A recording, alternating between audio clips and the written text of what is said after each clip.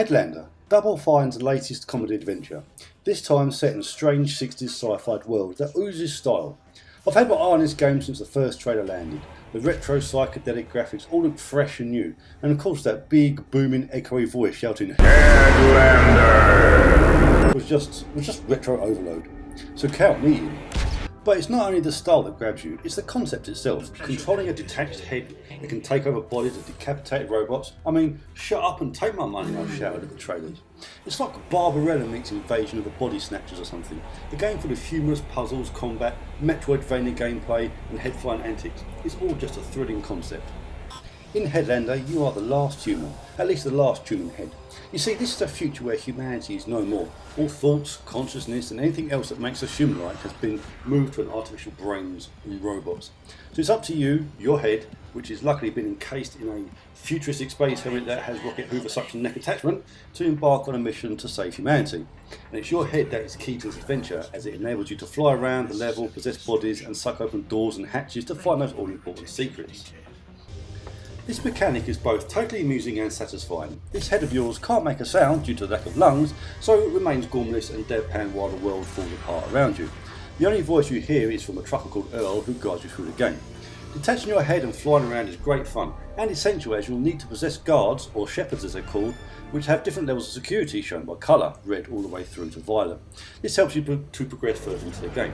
Thankfully, Double Fine's trademark humour is present and will raise a few smiles and helps make things a little less disturbing than it could quite easily be. The opening act introduces you to the basic mechanics of the game. Once you've got your head around the body swapping, there is the combat to deal with. This is the weakest element of the game in my opinion. At the start it's nice to have a laser that can ricochet off walls, and you'd have a lot of fun making this laser bounce off as many walls as possible before taking off the head of the shepherd.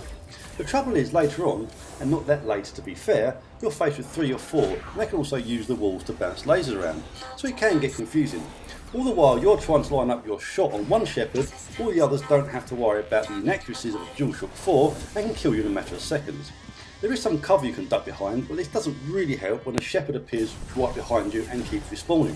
I found myself at times giving up on the shooting and just hoping for the best with my head suction skills and possessing anybody that I can, just to get out of the combat. Combat aside, the main crux of the game, which is side-scrolling platforming puzzling, is all very solid and for the most part enjoyable. The trouble is that the map you have constant access to kind of shows off the secrets anyway, so exploration and that sense of discovery is kind of missing. The only exploring you'll be doing is a constant back and forth as you search for a guard of the right colour so you can progress through the various doors. Some of which you've already unlocked anyway, but you still need a certain coloured guard to open. It doesn't take long for that to turn into a chore, but thanks to Double Fine's humour and the brilliant stylised world they have created, it's still fun to play through. The main problem with Headlander though isn't the combat, it's just the whole thing seems a little too textbook. Headlander shows its hand far too early. Essentially, once you've got past the opening act, you've pretty much seen all there is to see, and there's not much else in this game that helps build on such a promising idea.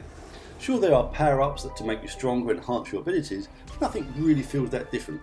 It can't be a good thing, as the game is surprisingly lengthy, looking at around 6 to 10 hours, depending on if you complete the side quests. Once you're halfway through, however, it loses a lot of its charm and almost becomes a chore. With the constant backwards and forwards nature of the game, the sound bites and door insults begin to grate.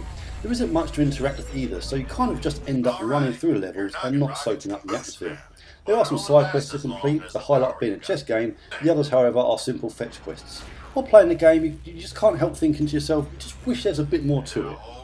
There is nothing particularly wrong with Headlander, it really is mechanically sound and in parts really well designed. It's funny, but the humour starts to languish in the background further as the game goes on. Full of good ideas in fact. It's a perfectly pleasant game to play, but after about halfway through it soon turns into a bit of a dull funk. And it's criminal really that it hasn't lived up to its potential and instead turns into a formulaic template we've all seen before. I guess for a game of this nature there just isn't enough body to do the head justice, so I'm giving this game the Silver Award.